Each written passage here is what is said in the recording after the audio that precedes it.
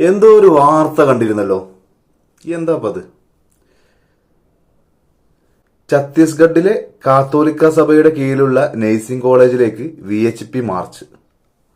സ്ഥാപനം അടച്ചു പൂട്ടണമെന്ന ആവശ്യം. കൊള്ളാം. എങ്ങനെ ഇരിക്കണ്? സന്തോഷായില്ലേ?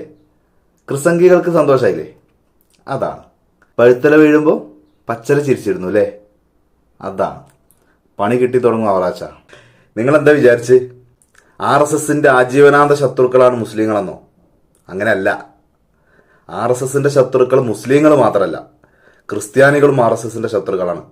ക്രിസ്ത്യൻസിന്റെ ഓരോ പള്ളികളിലും ഓരോ ചർച്ചുകളിലും ഓരോ വിദ്യാഭ്യാസ സ്ഥാപനങ്ങളിലും RSSന്റെ കൈകടത്തലുകൾ വരും. നോക്കിക്കോ, അധികം വൈകാതെ തന്നെ.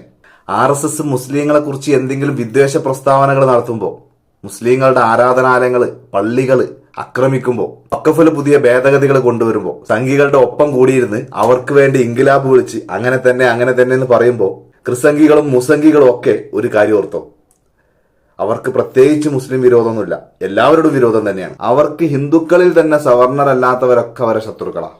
അവർക്കൊരു പ്രഖ്യാപിത ലക്ഷ്യമുണ്ട്. അതിന്റെ ആദ്യപടിയാണ് മുസ്ലിങ്ങൾ എന്നുള്ളൂ. അത് കഴിഞ്ഞാൽ ക്രിസ്ത്യൻസിനെ ഇവിടെ നാട്ടി ഓടിക്കാനുള്ള എല്ലാ പരിപാടികളും നടത്തും. അതിന്റെ ആദ്യപടിയായി ഇപ്പൊ നടന്നുകൊണ്ടിരിക്കുന്നു പല കാര്യങ്ങളും. RSSന് വേണ്ടി ഇൻകിലാബ് വിളിച്ച് അവർക്ക് വേണ്ടി സ്തുതി പാടുന്ന മുസംഗികളായിട്ടുള്ള ആരിഫ് ഹുസൈൻ, ജാമിദ ടീച്ചർ, ജബ്ബാർ, അങ്ങനെ കുറെ ആളുകളില്ലേ, അവരൊന്നും സന്തോഷിക്കണ്ട, സുഖിക്കണ്ട.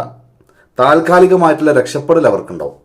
അബ്ദുള്ള കുട്ടിയില്ലേ, ദേശീയ മുസ്ലിം, അതേപോലെ ചെറിയ ചെറിയ സ്ഥാനമാനങ്ങൾ കിട്ടും. അതെന്തിനാ? മുസ്ലിങ്ങളോട് വിരോധമില്ല എന്ന് മറ്റുള്ളവരെ ബോധ്യപ്പെടുത്താൻ വേണ്ടിയിട്ടാ. അത് മനസ്സിലാക്കിക്കോ. ക്രിസംഗികള് കുറെ ആളുകളുണ്ട്. ക്രിസംഗികള് സംഘികളുടെ ഒപ്പം കൂടി ഇരുന്നിട്ട് മുസ്ലിങ്ങളെ ഇവിടുന്ന് പാകിസ്ഥാനിലേക്കും അഫ്ഗാനിസ്ഥാനിലേക്കൊക്കെ ഓടിക്കാൻ നിൽക്കുന്നവര്. ഒരു കാര്യം ഓർത്തോ, സിക്കിമിലും ആസാമിലും ഒക്കെ ക്രിസ്ത്യൻസിന്റെ എല്ലാ പള്ളികളും എല്ലാ ആരാധനാലയങ്ങളും എല്ലാ ദേവാലയങ്ങളും ആക്രമിച്ചു തുടങ്ങുന്നുണ്ട്. അതിൽ നിന്ന് രക്ഷപ്പെടാൻ കഴിയില്ല മക്കളെ. അതിൽ നിന്ന് രക്ഷപ്പെടണം എന്നുണ്ടെങ്കിൽ ഒരേ ഒരു വഴിയുള്ളൂ. കൊറോണയിൽ നിന്ന് നമ്മുടെ നാട് നമ്മൾ രക്ഷിച്ച പോലെ ജാതി മത വർഗ വർണ്ണ വിവേചനമില്ലാതെ എല്ലാവരും ഒറ്റക്കെട്ടായി RSSനെ പരാജയപ്പെടുത്തണം. അതല്ലാതെ വേറെ വഴിയില്ല.